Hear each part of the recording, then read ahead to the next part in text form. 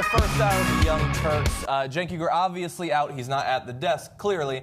But I'm here, Johnny DeRollo. We've also got Jimmy Dore and Brian Unger, so it should be a good first hour. Does Cenk not like me? Why is that? He's not here. Every time I come here, he's not here. That's a weird coincidence. What is that? It's not. Coincidence is like two things. This is like now, like the past six times. Were you here on Friday? Yeah, no. Maybe. No. Me neither. I wasn't here Friday. Was Cenk here? Yeah. Okay, so Yeah. I But wasn't he here. is out until Thursday. He will be back Thursday. He's doing something in New York. If it's something that we're supposed to announce, I wasn't given the information on it. But he is in New York, hopefully evading Ebola, which seems to be spreading there. But yeah, actually, why don't we jump right ahead? Why don't we start talking a little bit about New York and New Jersey? Late last week, the governors of both New York and New Jersey announced that there would be a mandatory quarantine for aid workers, doctors who are returning from African countries afflicted by the Ebola virus. We have a woman, the first woman that on Friday returned to New Jersey on a flight where she'd been working for Doctors Without Borders in Sierra Leone. Her name is Kaci Hickox, and she was taken into this mandatory non-consensual quarantine, which she wasn't happy about, which we'll get to with some of her videos. Now, right off the bat, the governors of those states took to the airwaves to defend this mandatory quarantine. In this first video, you're going to see Governor Christie. The fact of the matter is that the CDC protocols, as Dr. Fauci admitted himself, have been a moving target. And imagine that you're the person in charge of the public health of the people of a large, densely populated state. In fact, the most densely populated state in the Union, and these protocols continue to move and change. It was my conclusion that we needed to do this to protect the public health of the people of New Jersey. Governor Cuomo agreed, and now Mayor Emanuel agrees, and I think the CDC eventually will come around to our point of view on this. The fact of the matter is that I don't believe, when you're dealing with something as serious as this, that we can count on a voluntary system. This is government's job. If anything else, the government's job is to protect the safety and health of our citizens. And so we've taken this action, and I absolutely have no second thoughts about it. I think this is a policy that will become a national policy sooner rather than later. So there the governor is saying that he is, I guess, wiser when it comes to this than the CDC, and that they will eventually follow his lead. We're going to have some video in just a minute of the nurse actually speaking out about what she thinks about this quarantine. But what do you guys think? Should this be a mandatory thing for those returning from these African nations? Well, I just go by the science, which half the country thinks is a conspiracy. So scientifically, in fact, Christie went on to say that he had no second thoughts. Before he did have second thoughts. But at first he said, I have no second thoughts about this. And he obviously had no scientifically sound thoughts either. Exactly. He just had fear-based thoughts that were led to appeal to the right-wing base because he's running for president. So, yeah, none of this had nothing to do with safety. This had nothing to do with science. This had to do with appealing to the people who read Drudge and watch Fox News. That's all this was. Yeah. And it'll never get called out. For what it is. Yeah. Except here. That's right why we're here, right, Brian? Yes. I'm. First of all, it's just fancy camping. You're talking about the quarantine at Bellevue? It's a tent. It has a refrigerator. It has. I mean, that's more than you get if you were to go to a KOA campground or if you were to go to any campground. She's actually, and it's quiet. It's meditative. She has her own space. That's my Bill O'Reilly answer. I would wave my pen if I. The thing is, these policies all seem assaulting and random because no one's thought of them yet. And I just always default to this, aren't government officials supposed to have big, broad contingency plans? They think about this stuff all the time. Yeah. Hasn't anyone thought about, I know that in the horse world, like if you bring your horse over, you have to quarantine your horse for a certain kind of disease. We worry about fruit flies a lot in California. Dogs have to be quarantined in Europe for 2 weeks at least, I think. Yeah. I just don't know. These things come up very random, and then therefore they seem very offensive. They violate someone's rights. Her human dignity has been insulted, she says. Yeah. I just think if it weren't such a surprise, if we had, you know what I mean, policy. Yeah. Well, policymakers make policy, but they do it in advance so that it doesn't seem random and arbitrary and singular in the way it sort of selects one person. Well, it's what we need here is to, first of all, nobody's caught Ebola who hasn't been in direct contact with people who have Ebola. Yeah. right? It's literally the only way that you so can. they have to be throwing up and diarrheaing when you come in contact with them, and you have to touch some of their throw up or their diarrhea in order to catch it. So you're not going to catch it going bowling. You're not going to catch it on the subway, right? That's not going to... Maybe a Subway. Maybe a Subway sandwich. But, so you're not going to catch... So that's what they should be saying. This is very hard to get. The only people getting this are people who... It's not airborne. You don't need to... Anyway, but that's not what they're doing, and this isn't about science. And so we do know how to handle this, and the worst thing that you could do is to quarantine people who are willing to go over to West Africa and work on this. Because that's what we need. We need people willing to go there, and the rest of the world isn't volunteering their people as much as from the United States and the UK. So that's what we need to do. The way to, the way to attack this problem is not the way the Republicans want to attack it. I'm glad that you brought up that point. And the Democrats, by the way, Cuomo, by the way, is just Cuomo is he's just as dumb. Well, I love that you brought up, the fact that they're willing to go there, as she did, as Craig Spencer, the other doctor who's quarantined at Bellevue, did. And these are amazing human beings that are willing to do this. But that doesn't mean that they're not going to be attacked. Despite the fact that it seems like they're doctors, they're good people, they're moral people, they're charitable people, they are being attacked. They're especially heroes. once they found out, well, they're heroes, but unfortunately in the case of Kaci Hickox, they're also Democrats. They're also Democrats. And so they were attacked for it. Is she quarantined at Bellevue Hospital? I believe I misspoke. I don't think that she's being quarantined at Bellevue, but Craig Spencer, and there's a new young child, I believe. I was going to say, it'd be very difficult for her to get over the GW Bridge. To get to it, yeah. That's a callback to a way back story. Thank you for going with me. Yeah. I remember Christie. So, as I alluded to, once they found out that she was a Democrat, Kaci Hickox, the doctor, she is being attacked. Here's some of the tweets. First from Dana Loesch. Reportedly an O voter. We have to be very careful about letting politicians make medical and public health decisions. Yes, look, it's fine to reference the fact that she could be an O voter. I would have probably referenced the fact that she is a doctor who works with Ebola patients. That seems more relevant. Kurt Steinberg says she's a selfish ginger cunt. Apparently she's a left-wing liberal. Also a doctor who was willing to risk her life to help people in Africa suffering from a fatal disease. Who is Kurt Steinberg? Is he someone? These are just some of the random ones that have been going along with... I can't believe they're calling her selfish. Exactly. Selfish, that's the most ridiculous thing. And you know what? Let's actually skip the last one. I don't want to give this guy any publicity. Yes.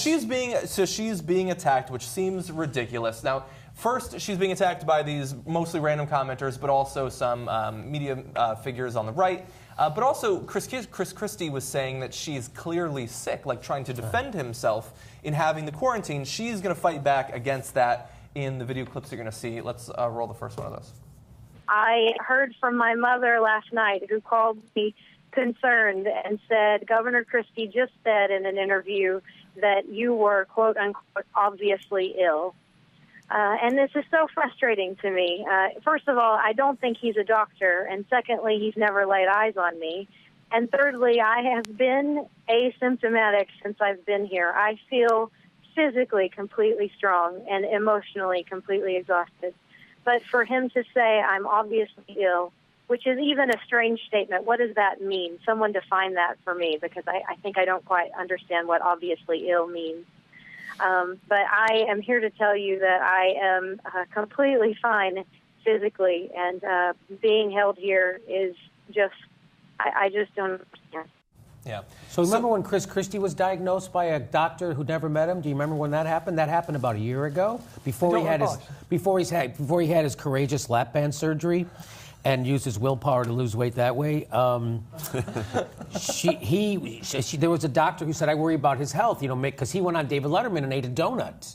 Oh, really? I remember that there was a doctor who came out and said that I worry about his, his blood sugar and his weight and his health, and that's what I worry about. He's setting a bad example. And then he gave a press conference where he said, well, that doctor never met me, and until she comes here and she has some great powers where she can diagnose people from 2,000 miles away without ever having seen me, then, but he's doing the exact, then he said, and what he said was she should shut her mouth. Yeah. And apparently that doesn't go for him, right? No, so here's the thing. I'm a little bit torn. Partially, I was torn initially on the quarantine because it's the sort of policy that to people who don't pay attention to politics every day seems incredibly reasonable. Like, well, yeah, it's a deadly disease. Why wouldn't you? They don't think about sort of, is this going to provide a disincentive for people to go to these countries and help out? Where, like, we're worrying so much about curing it in America, but we really need to be curing it there.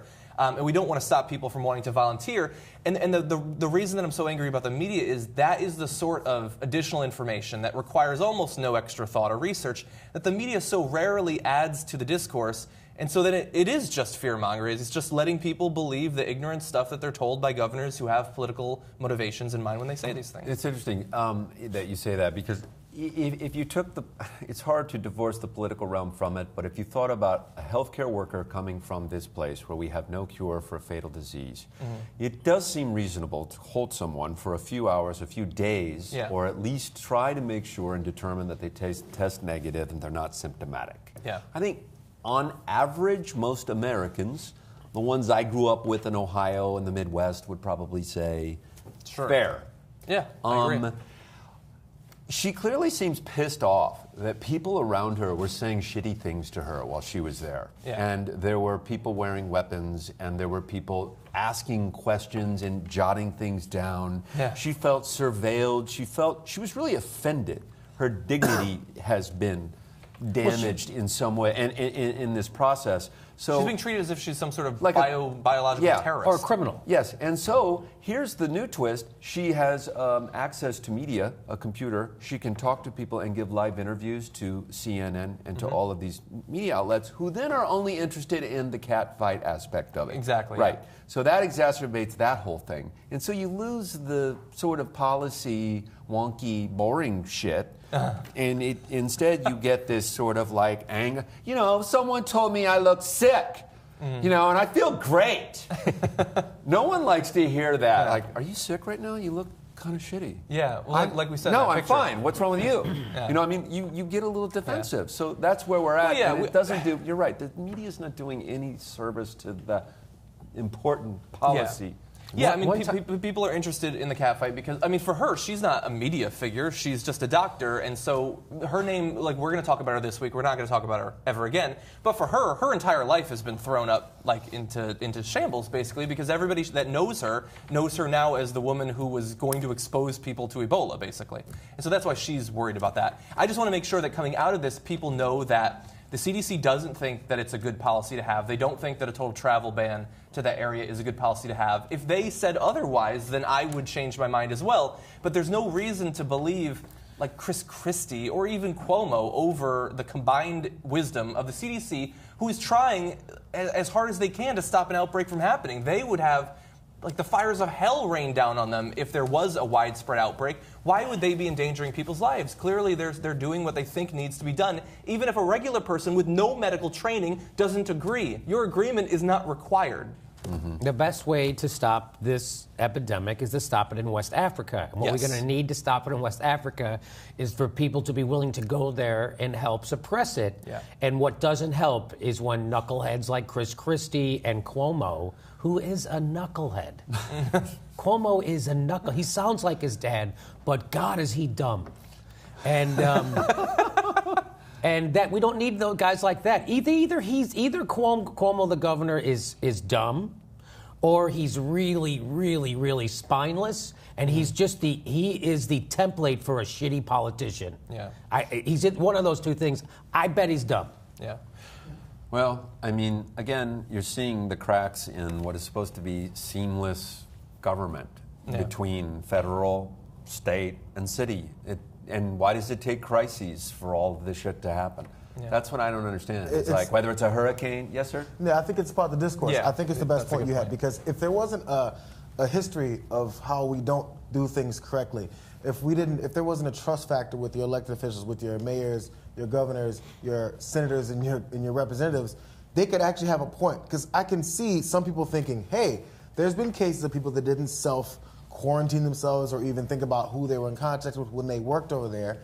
And then you could have an actual concern and think, maybe we should have a system, not necessarily quarantine, a system where there's a compromise where we at least keep an eye on you and you don't feel like you're treated like a caged animal. Yeah. But we can't trust them because they have no reason for us to trust them. It's all about the politics, as Jimmy pointed out. Right. Yeah. Christie doesn't care about that. He's thinking, I got to set myself up for this next election because, I got to make sure people forget about that bridge thing. Because this is working so far that they're forgetting about it. I got to still come out hard and be like, I'm looking out for the citizens of my state. That's right. Yeah. But it's not real. If it was real, then you wouldn't come out like that. You'd be concerned about actual outbreak and maybe have some kind of middle ground you can Boy, have. if only Chris Christie was able to contain the Ebola breakout with the same skill that he contained normal traffic on the GW Bridge. They didn't go anywhere. That was amazing. A couple of old lady died. I mean, it was nuts. You know what I'm saying? It was really nice. Okay, well, why don't we jump ahead to the conclusion of this, because there is a sort of happy conclusion, I guess. Okay. After saying that he had no second thoughts about quarantining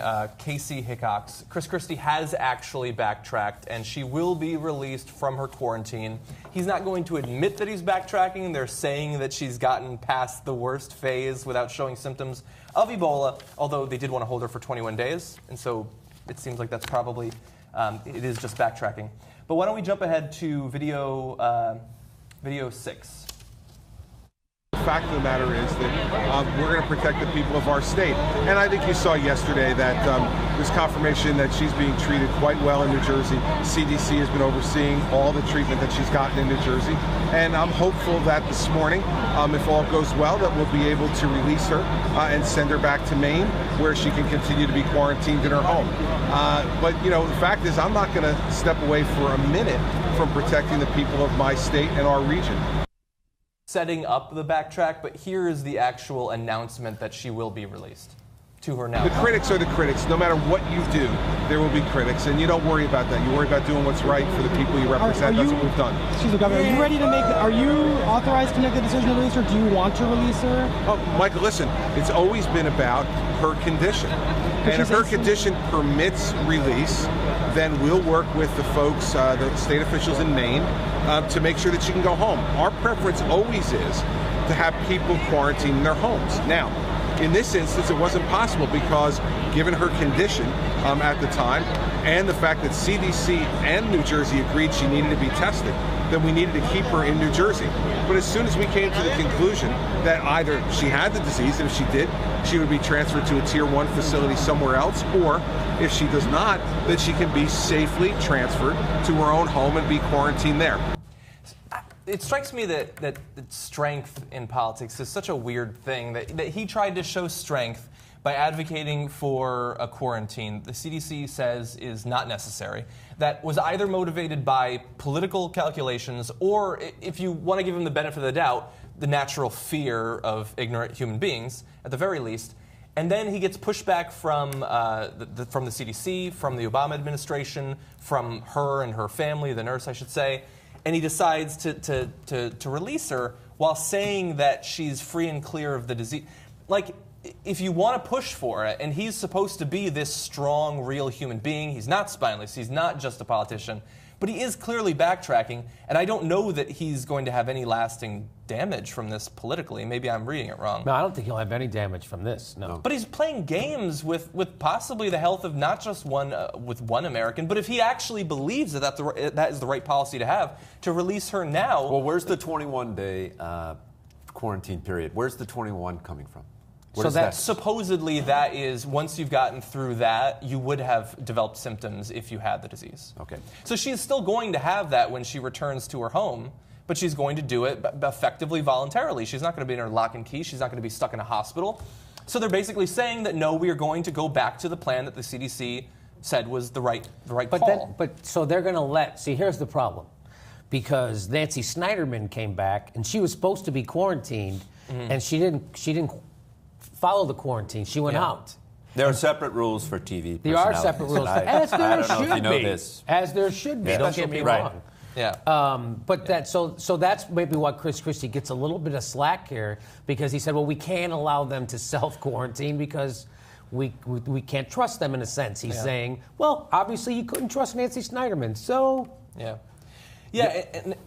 I'm just going to say, again, you know, in the absence of a clearly defined policy, you're going to have political stuff like this happening. So is it 21 days? The CDC can't be trusted anyway because everyone is saying the CDC now is far more political than it ever was, and it's just an instrument of the federal government, and it's now a politicized organ. So you have to account for all of that by defining a policy. Yeah. Do you think that the CDC is politicized to that extent? People who work in the CDC have said that it's a far more political organization than it ever was before. Well, there's no Surgeon General now, so maybe that's why something falls on it. I mean, this was, interviews based on interviews that I've heard on public radio from people who work there. Oh, okay. That's fine. I mean, that may well be the case, but I think that it sucks on some level coming out of this situation that many Americans no longer trust it whatsoever. I mean, when it turned out that the nurse had worked for the CDC, Breitbart put out editorials saying, like, look, you can't trust her to do the right thing because she worked for the CDC. Like, Ebola is unlikely to spread in the way that it has in Africa, but if another disease does, the CDC is the group that is going to help maintain. Wouldn't you like to just hear a panel of doctors? Wouldn't you like to just hear a panel of contagious disease experts, like a consortium of them, weigh in on this? Aside from the CDC. Well, they did to some extent during their congressional testimony over the past couple of weeks, but much of that was disregarded because they were from the CDC, which had already had several weeks of people in the news, especially Fox News, saying you can't trust these people. Mm-hmm. So it's basically crying wolf. Like, if something big does happen in the future, I don't know that Americans are going to be willing to trust the legitimate medical advice of an organization they've been taught they shouldn't trust. So again, this goes back to my central theme of my whole, public political life, is that the failure of the fourth estate, which is why there's a show like this, right? So, we need people in the media to be able to go out on TV and communicate correct information and call out bullshit when they see it. Yeah. Say, hey, by the way, if you're not going to trust the CDC, we need to have a Surgeon General. We don't have a Surgeon General because the Republicans have blocked everything that can help our country, right? So they're not going to do that. The Republicans know everything's going to get played. Both sides do it. False equivalency. And it doesn't get called out that the Republicans' central premise is to get people to distrust government. Yeah.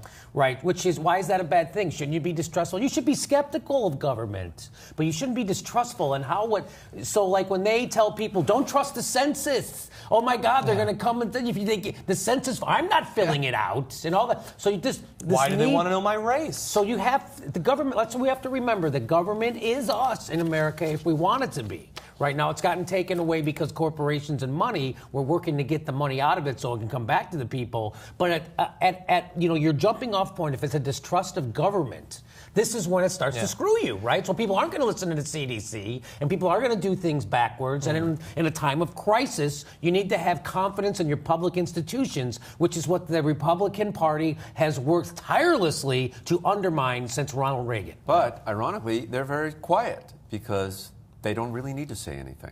Yeah. I think all of this feeds right into They're not quiet. What do you mean quiet? Well, in the sense that all of this is feeding into this midterm election, this instability and fear. They really don't have to say much, and I don't think they've been as vocal about this as they could have been. Well, I guess they could have been more vocal, but we just saw the tweets about the nurse, and I did a thing on my show where we played the Fox. They're freaking out, and Huckabee saying that now if you got Ebola, you could just go down to Mexico and sneak over the border with Ebola, because you know how good you feel when you have Ebola. You want to go walk across the border fences, and hop fences when you have Ebola. So this is the kind of fear-mongering they're doing over on and Drudge Report and Fox, and it's nonstop. So no, I think maybe they're not being as loud as normal. But even we made fun of Elizabeth Hasselbeck. She had a woman on from the CDC. She says, "You seem very calm about this. How come you're not more scared?" She literally said that to her. Why aren't you running around the room? Why aren't Why aren't you panicking? So we need to mix up. The one final point that I want to make, I like what you said about that this feeds into the general overriding narrative of the past few decades of distrusting government. Thanks, But John. what I love is the necessary mental gymnastics of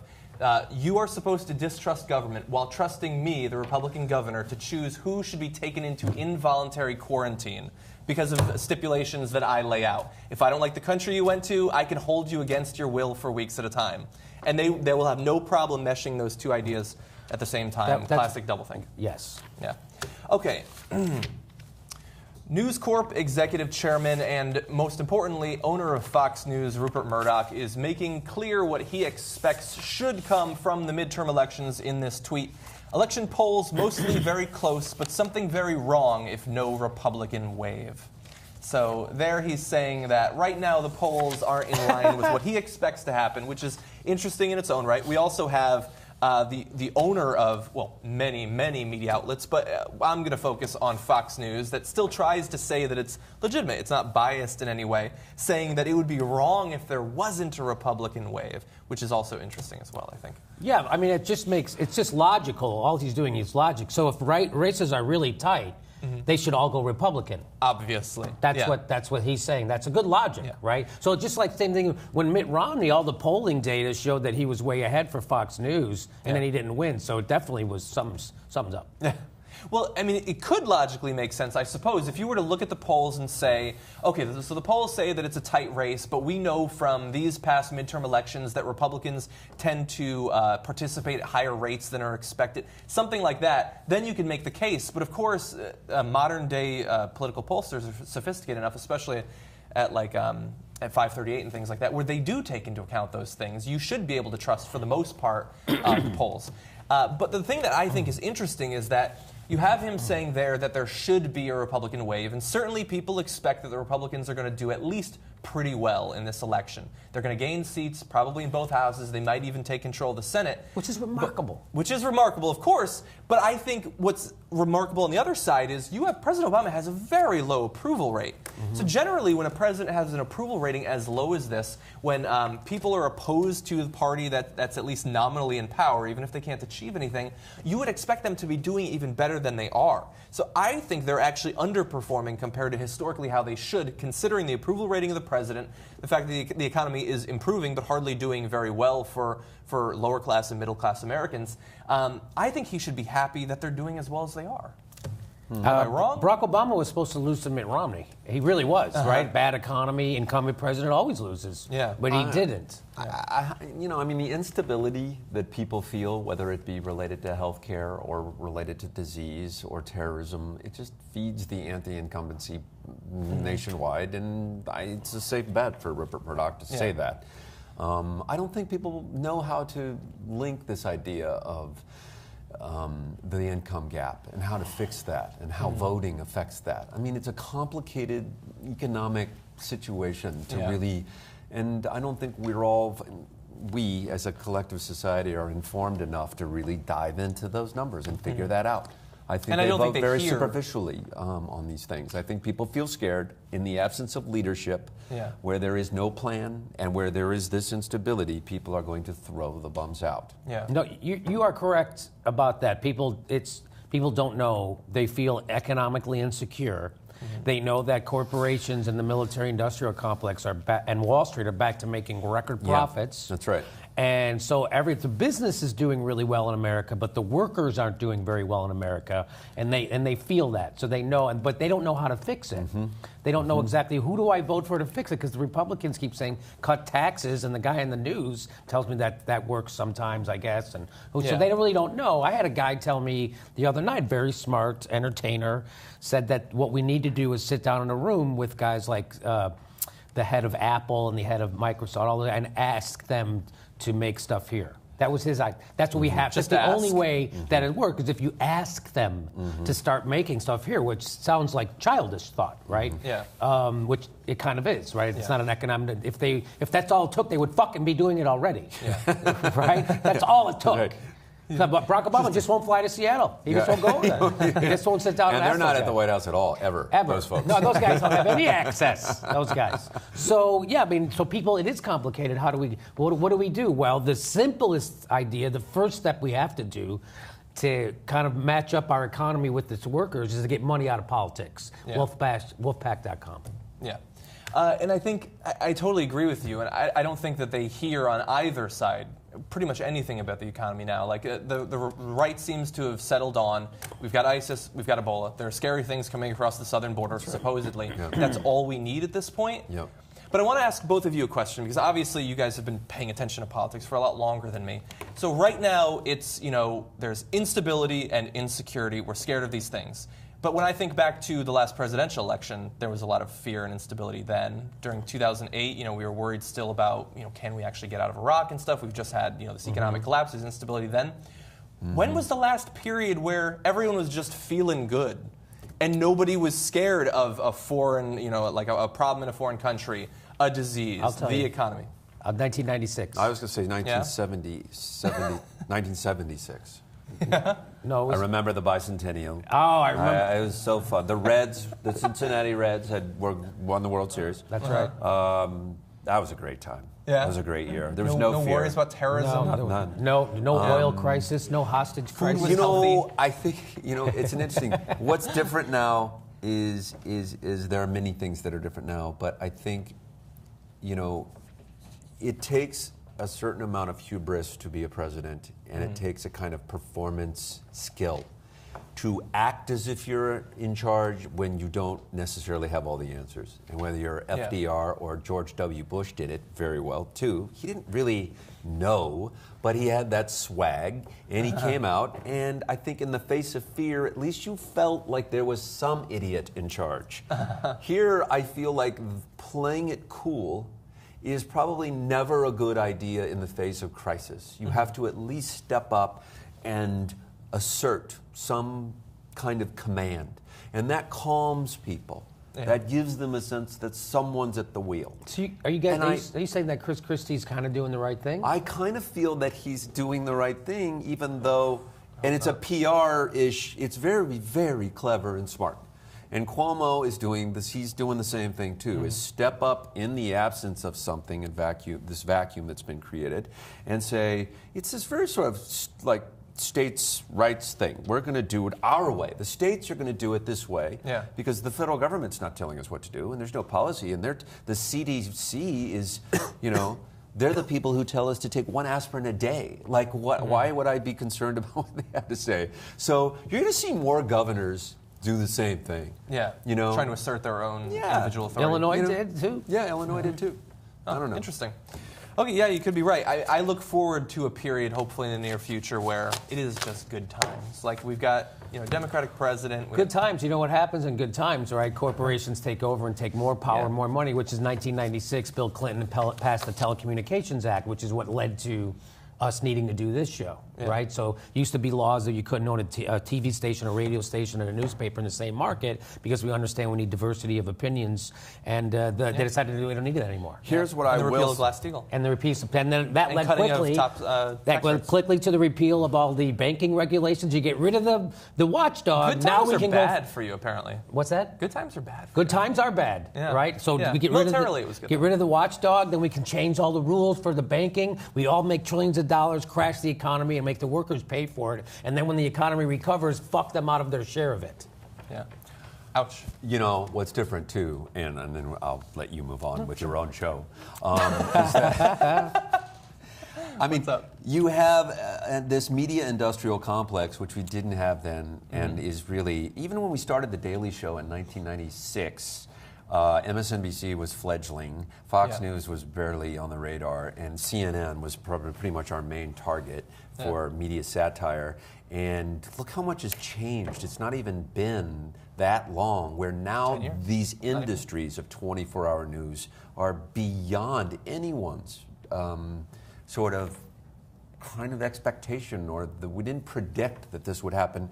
Yeah. So remember, very few people watch these cable news channels. That's true. And so every tiny little thread of what's wrong gets yanked at and pulled at until it feels like everything's coming unraveled, when it's not really. It's just, how else are you going to sustain 24-hour-a-day news channels that are also competing with each other to scare their audiences the most? So they'll watch them. And so it just it distorts our reality. So what I'd like to say to you is that things are good. Okay. Things are, if they're good in your world, man, they're okay. They actually are good in my world. Thank you for reminding me of that. Brian, can I just say that I hope... That sounded really flaky. I know. No, but you're totally right. I mean, even if, let's say 3 million people watched Bill O'Reilly, that's a very small percentage of the total American population. I mean, it might be that there are 30 over the course of a month that do. Oh, and let's not forget what their average age is, too. Exactly. 63. Yeah, many of them are dying right now. We're sitting on the front porch of some old person's house listening to them kvetch and bitch about the world, and we think the whole place is going into the toilet. Yeah. Well, it's not necessarily. Yeah. I just hope that things get so bad at places like CNN and MSNBC and all their fear-mongering fails to garner an audience that they try something crazy like, journalism, investigative reporting. Can you imagine? Maybe. Soledad O'Brien tried it. I started watching, and they got rid of her immediately. It's funny that CNN is crowing about these new programs they're putting in prime time that are like basically informational based. Like, you know, yes, Mike Rowe came from Discovery Channel, but it's like you're learning stuff about people and their weird jobs and what they do for a living. Or you're learning from, you know, Lisa Ling, or Sanjay Gupta does another thing about marijuana or whatever. They're informational based programming that actually has stuff in it that you can actually learn from, and they're getting good numbers from that. Yeah. Maybe they are. I don't know. I'll tell you what, I watched Anthony Bourdain.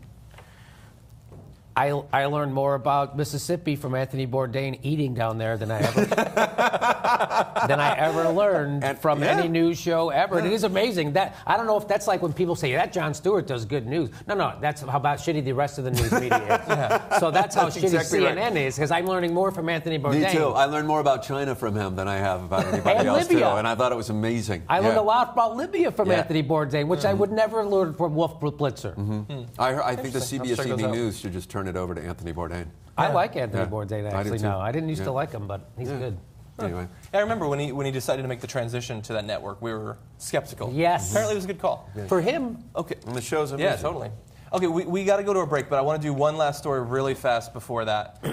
For the first time in U.S. history, a sitting senator has provided some public support for the legalization of marijuana. It is Senator Jeff Merkley, the Democrat of Oregon. Now, of course, Oregon is going to be voting in just a few weeks for the legalization of marijuana. Here's what he said in an interview with Talking Points Memo. I lean in support of it. I think folks on both sides of the argument make a good case, and there is concern about a series of new products, and we don't have a real track record from Colorado and Washington. But I feel on balance that we spend a lot of money on our criminal justice system in the wrong places, and I lean in favor of this ballot measure. So making history, even though in that short statement he had to provide 2 reasons that he thinks, well, maybe we shouldn't legalize it.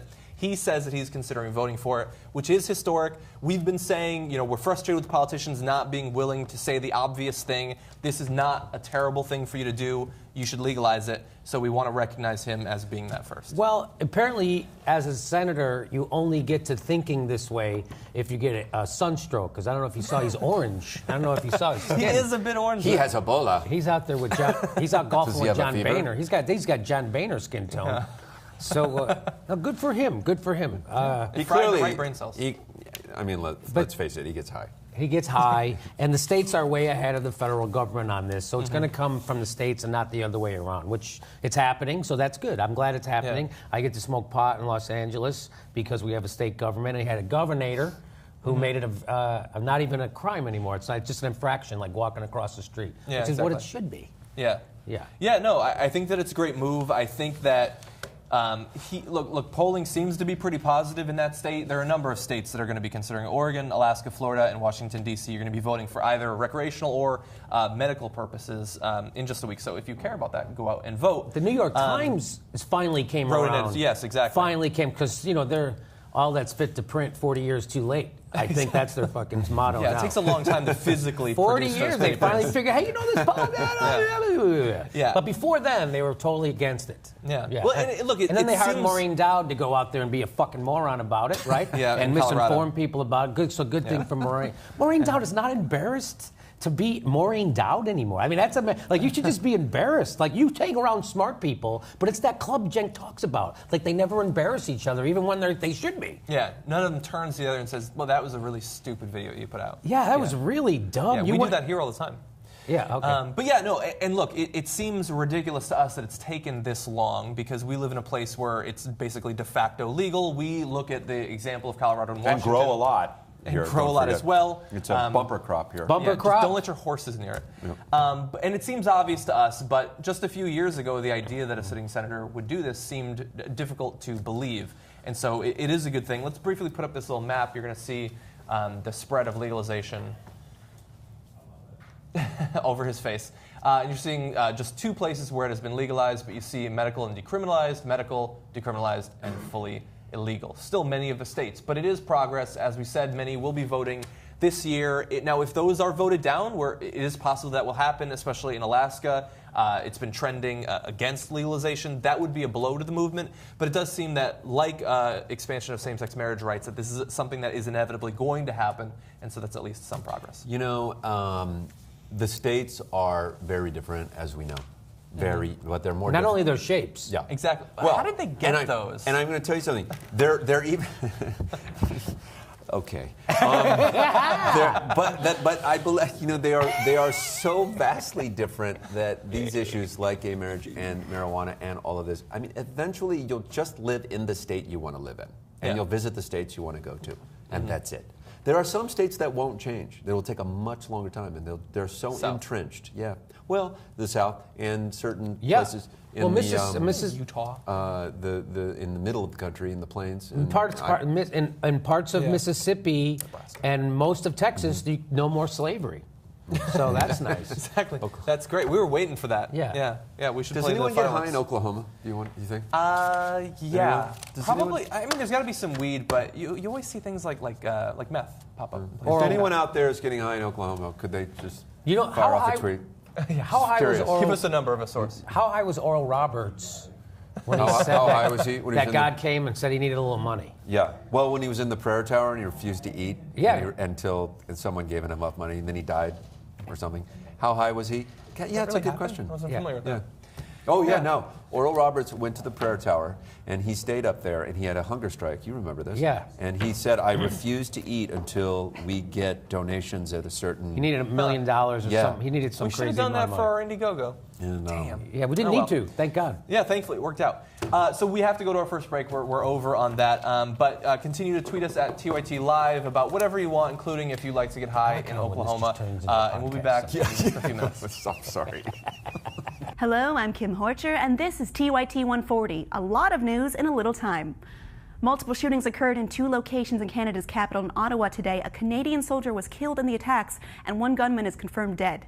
The story is still developing as of this taping. Please watch for more confirmed details from reputable news organizations as they happen. Or get out your Fox News bingo card and wait for the ghoulish details on how they plan to spin tragedy to push agenda. All I need is fillete gun nuts, and Obama did it, and I win. Hong Kong trade unions, women's rights groups, and other left-leaning political parties continue the protest for free elections as Chief Executive C.Y. Leung told the media that such an idea would give the poor too much power. You'd be talking to the half of people who earn less than $1,800 a month, he proclaimed. And who would want to do a crazy thing like listen to half the population, right? Will someone please think of the cronies? Fox News anchor Kimberly Guilfoyle is saying young women shouldn't use their right to vote in the upcoming midterm elections and instead get back to playing on Tinder and Match.com.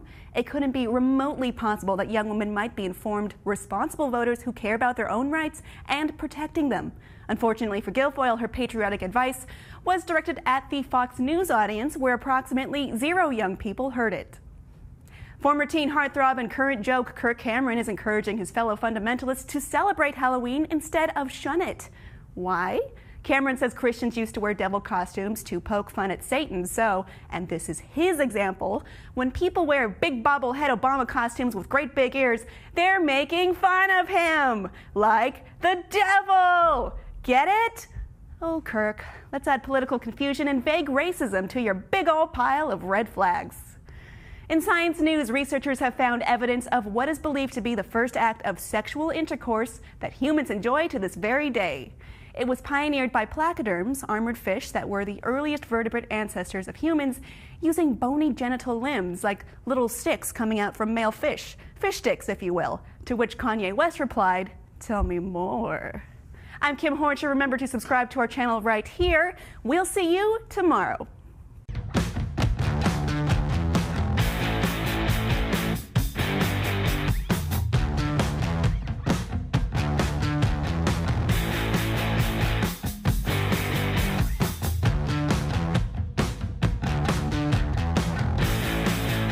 Welcome back to the Young Turks.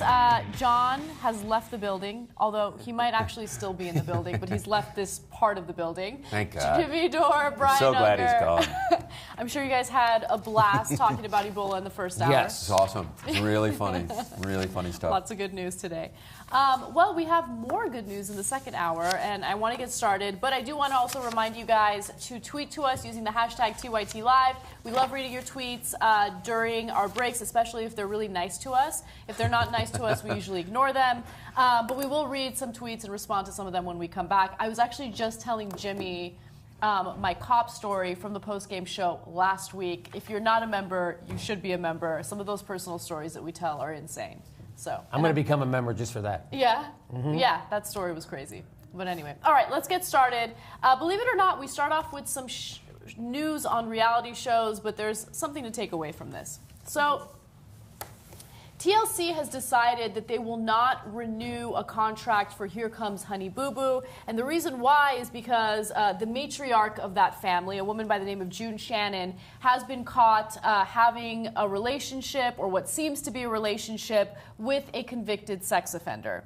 So to give you some details on this story, TMZ reports that Mama June Shannon has reconnected with her ex-boyfriend, who was recently released from prison after serving 10 years for forcing a girl to perform oral sex on him.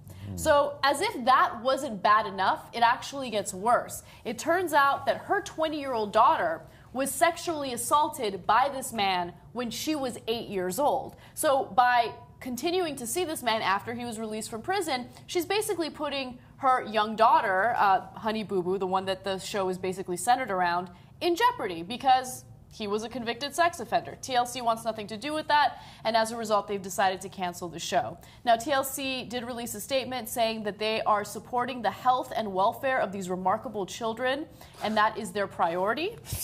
That is obviously a lie. That's great. And also, and the NFL really cares about the players' wives. Yeah, that's exactly right. They really want to work on elevator etiquette. That's priority number one: profit and exploiting the stupidity of people. That's not Nothing a matters priority. more to us than elevator etiquette. Wow. Yeah, nothing matters more than the Honey Boo Boo than the kid. So, I mean, it's all abuse, right? It's all. I mean, that kid came from one of those, the Tiara show, and that's Toddlers and Tiaras. Toddlers and Tiaras, which is also child exploitation, should not be allowed to happen. I mean, it's all gross. It's like kid porno, all this stuff. Yeah, I mean, I remember the first time we talked about this show being signed on to TLC. This was back in 2012.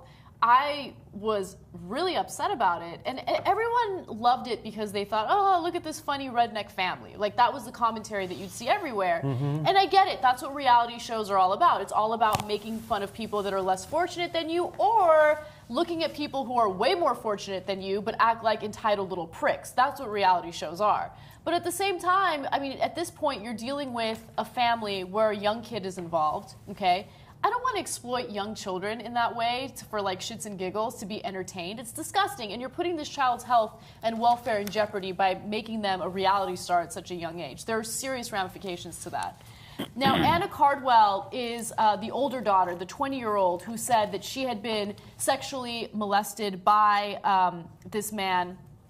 By the way, the man that was convicted is Mark McDaniel. Okay, there he is. There are recent pictures of them together. And she said the following to People. People quoted Cardwell as saying that when she was 8 years old, McDaniel dated her mother and, quote, would try and touch me and all that stuff. 8 years old. Yeah. Wow, that's definitely, that's worse than a pedophile. That's because pedophile is, I don't know, I'm not a doctor. It's a pedophile. But that's bad. That's really bad. Chris That's not Christie good. is, though. Chris Christie is. He would be able to weigh in on that. He'd have to weigh in on that. You know, this whole redneck kind of tidal wave that swept through reality TV has been. You mean hillbilly hand fishing? Well, it's all part of that. Duck Dynasty. Yeah, all that. It's all, and it's over. Yeah. It's over. That there's none of this development is going on in reality TV. I work with some of these networks. Oh, I have really? a show on Travel Channel, and I worked with History Channel. But all of that stuff has kind of gone away. But they've all sort of reaped what they've sown in this realm with people who are, well, in these cases, who are being selected to be exploited in a way. And I don't know. You know, you're kind of. It's a very ugly way to make a buck. It's an ugly way to make a buck, but I mean, when you come from a disadvantaged situation and all of a sudden there's a network that's willing to throw all this money your way, how can you blame them for making that decision, right? But at the same time, you can't allow networks like this to be enablers and basically put this type of bad behavior on a pedestal. And I'm glad that TLC decided that they're not going to, do a new season, and they decided to halt production. I think that was the right thing to do. I don't believe for a second that their number one concern is the welfare of these kids, but nonetheless, I think they did the right thing in this case. You made the point of it's hard for these people of little means to turn down television money and be humiliated by them or exploited. I was already on television, and I did Last Comic Standing, and I was afraid of them painting me in a way that is humiliating, because that's their thing. That if you act like a normal person, you're not going to get moved along on Last Comic Standing. So you have to find a way to be outrageous or mean or crazy like they want you to be. So that's why those kind of people get moved forward on those shows. And they always try to get a picture of you looking depressed. And so I was, the whole time I was on this, I'm like, I'm not ever not going to be happy. I'm never not going to be smiling. And that's a grown-up person. I can't imagine how a kid gets exploited. So yeah, the power of the money, of the television, the whole thing.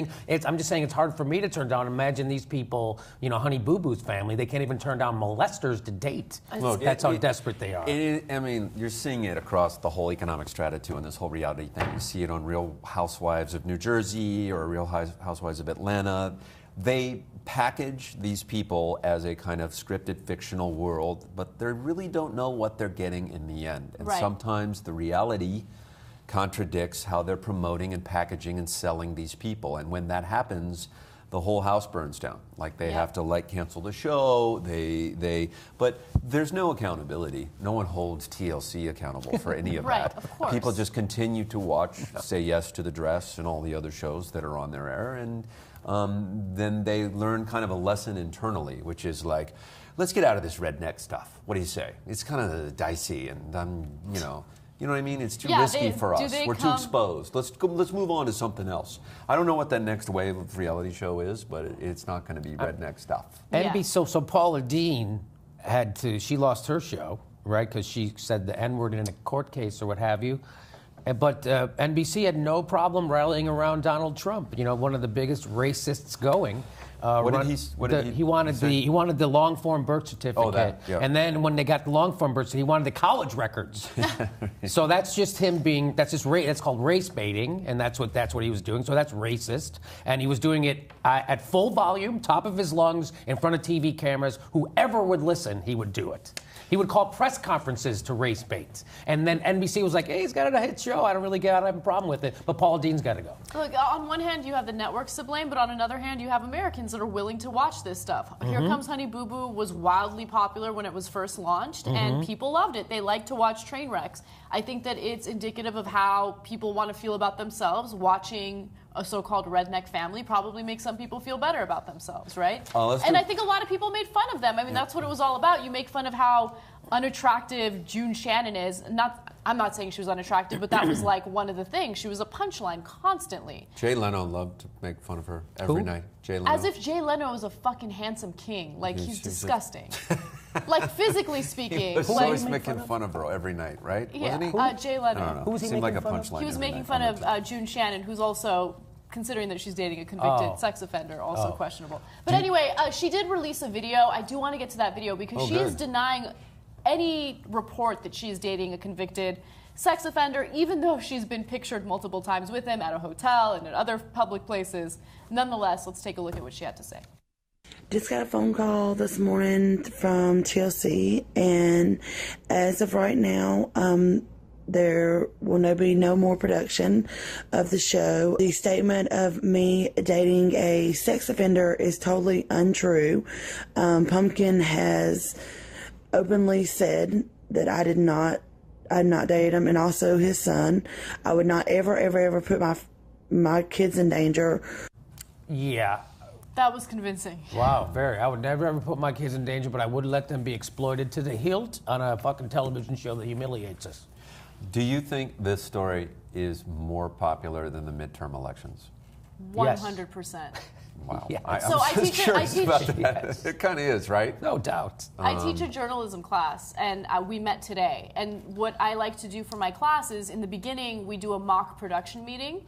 and I am an executive producer. They're all producers, and they pitch stories to me. And the whole point of that production meeting is to get them to read the news, first of all, and then secondly, to get them to think about what is and is not newsworthy. You really have to sell the story. So not a single student mentioned a single story regarding the midterm elections. And I got to be honest with them, or honest with you guys. I mean, part of me can't blame them, because when it comes to politics, it's more and more of the same shit, right? And so a lot of people are disillusioned with politics, but a lot of people mentioned the Honey Boo Boo story. A lot of people mentioned a Cardinals prospect dying in a car accident in the Dominican Republic. Like, those are the types of stories that people are paying attention to. Interesting. Yeah. All right, let's move on to something else. I do have one Ebola story for my hour, so I want to talk about it.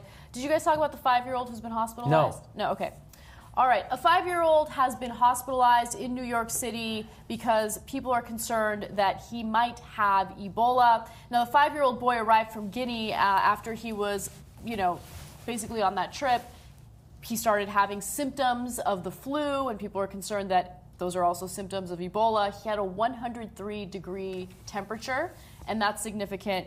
At this point, we don't know for certain whether or not he has Ebola, but they are testing him. He is quarantined. He is isolated. So we'll see how this plays out. But if he is confirmed to have Ebola, he will be the 5th case of Ebola here in the United States, at least diagnosed here in the United States. Wow. Okay. There's really nothing else to that story, but it's scary to know that a 5-year-old's diagnosed with it. I wonder what the policy is then for quarantining and all of that stuff. I mean, what is it? We talked about that in the last hour. What is the official policy? What is that policy? I bet you they don't have one for kids. I just hope all this. Anyway. Yeah, I just hope all this Ebola scare doesn't get in the way of us doing nothing about gun violence. Yeah, right. That's true. I hope so. Good point. Good point. All right, moving on. A homophobe got taken down in a Dallas airport after he was seen attacking a man because he had the audacity to wear a pink shirt. Now, a bystander there took video of this incident, and I want to show you guys how it all went down. Take a quick look. I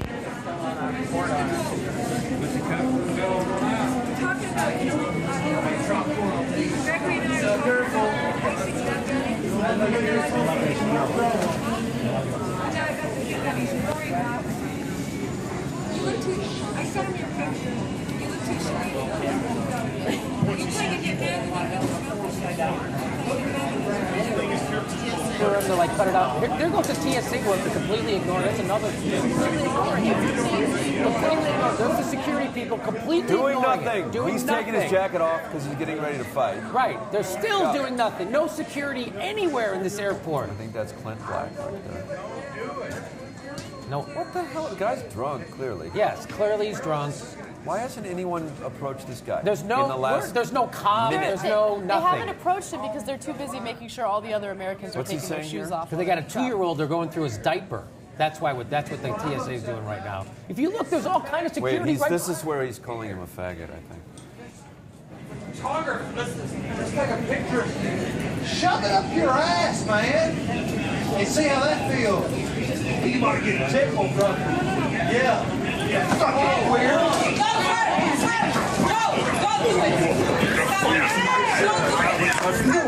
No way, motherfucker. You ain't doing that fucking shit, you motherfucker. Yes, sir. After 5 citizens grabbed the guy. Pretty courageous cop. I think that's, look, the homophobia there is jarring. Obviously, that's the first thing you notice. But I love that you guys both mentioned the fact that there were TSA agents everywhere. This guy's already rowdy. This guy's already loud. There were obviously cops right by him because as soon as the other witnesses attacked him and brought him down, the cops were there. So it's like, all right, well, you were in the same vicinity. Why didn't you guys do something when he was taking off his That's jacket the question and getting that loud? I haven't heard anyone. I've heard this story talked about a little bit already in the media. No one's asking that question. Where the fuck were all the cops supposed to be inside of an airport, the most secure place in the world, supposedly, right? And we, if I have a water bottle on me, I can't get through, right? If I have pot in my nutsack, they're gonna catch me. But somehow a guy can stand there at the top of his lungs and beat the shit out of somebody and threaten them for seems like forever. And cops are aware of it, and they didn't even do anything. Yeah, I'm just going to say amen to that and just say, first to those people in Dallas who took that into their own hands and brought that little fucker down. Yeah. Bravo to them. But where the fuck are the police? Yeah. Seriously. Aren't we on some like high alert, afraid, ready for terrorism? Right. Is like we're constant in airports. If you mention that you have a bomb, you're dragged in. You're probed and you're put on a list. Yes. And this guy can do a fucking homophobic like speech, an assault, while TSA watch. Just kind of stands there. It's cool. And you know what? And you know who sees that? And you know who makes decisions based on that? Real terrorists. Yes. Terrorists look at that and go, yes. Look at this clown. As long as I need to look and like the, that and the guy behind the counter not doing a goddamn thing. First of all, everyone... Look at the guy behind the counter. Doesn't call security. He's not calling security. No one's calling security. But no also, one's doing anything. Also, keep this in mind. Obviously, things got rowdy Look at enough. her. And look at her, just ignoring it. It's not happening. I got something else I have to take care of. We caught a guy with a fingernail clipper. Can I get the form for the fingernail clipper? I got a guy with a fingernail clipper. Where's I the gotta audio? Go fuck his, Is there audio on this? You can barely hear it. Hold on, very quickly, I'm though. sorry. Another thing to keep in mind is obviously things got rowdy enough for one witness to take out their phone and start filming. Yeah. So it's not like the guy was randomly filming and then things got rowdy. Yes. They were already being loud, and there were all of these security guards that didn't do anything about it. So no, the guy in the pink shirt who jumps up and gets him around the neck is in a wheelchair right now. Like, I don't know if you noticed, at the beginning of the video, you see a guy in pink shirt. He's sitting in a wheelchair. He's going to be the first guy to... See that guy right there? Yeah. Hey, see how that feels? You might get a tickle from it. Now here comes the kick. He's going to kick him. That guy in the pink shirt. No way, motherfucker. You ain't doing that fucking shit, you motherfucker. Don't do that. That's it. They don't punch him. I'm glad they didn't punch him. I think they handled it appropriately. Moral of the story, it takes a cowboy to bring a homophobe. That's right. Yeah, and it felt good to have The a record. cowboy talk him down. And Yes, it basically did. He's not calm going to the get away with his situation down a little bullshit bit. here, is what he's saying. Yeah. You know? That was a loved good it. cowboy. That was a Clint Eastwood cowboy. That wasn't a John Wayne cowboy. All right, so we do have a second video that I want to show you. I mean, after this guy is down and he's being handcuffed by cops, it just continues. Take a look. Really? What do you think I am, a bitch? Okay. Sir, we'll call paramedics for you. Okay, thank you. Yeah, you better call because when I get up, I'm going to beat the shit out of him. That guy's in a wheelchair. And he jumped up and he like... It's amazing. And he said a bunch of racist stuff to the cops. I mean, this guy... Yeah. I actually have his quote. I have to read it to you. Oh, please do. Please do. He said, let me tell you the reason why I did it. Because this is America. That's why. The same reason you get to live and breathe and walk black. He said that to the cops. To the cops, as they were handcuffing him, yeah. Good job. Good job. He sounds like a reasonable gentleman. TLC has got that family on the line, and they're going to do a great show. It's going to be amazing. The fuck Honey Boo Boo and that whole family. Let's get that family on TV because that we can get a season. We got to that. follow that guy around with the camera. I mean, I say because you know his parents are awesome. And you know his uncle, whatever his name is yes, awesome, his uncle is even more better. awesomer. And then there's got to be a funny aunt, and then some siblings. Right? Yeah, fantastic. That sounds like a good show. That sounds like a great show. I'm going to get on the TLC. It's going to be called Honey Homo. Hello. Oh my God. It's called What Do You Think I Am, a Bitch? All right, guys, All let's right. take a quick break. When we come back, we're going to talk about a woman who got arrested in Turkey. What did she do to piss off religious people? And then Lululemon partners up with an unlikely partner and also enrages people. We'll share that and more. Anna, baby, help me. Help me build a website. Dude, you're an adult man. I don't remember what I was supposed to do. I already forgot what I said before that. God damn it. Guys, I have an awesome idea for a new website. Who wants to help me build it? Anybody? Way to fuck it up, okay? I've lost my whole concentration. Jank smash. We're trying to shoot a show. I'm the Beaver! Fred! All right, you fucked me! Okay. Go away! It's Beaver!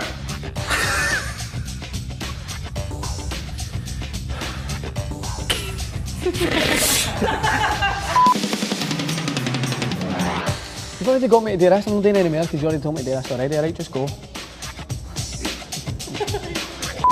Anna, baby, build me a website. I can't. I can't either. I looked at the camera. Sorry. Are you kidding me? Do I look like a web designer? That was so insulting to web designers. Damn, do you, boo? I feel so cheesy saying that. Okay. Damn. What's it?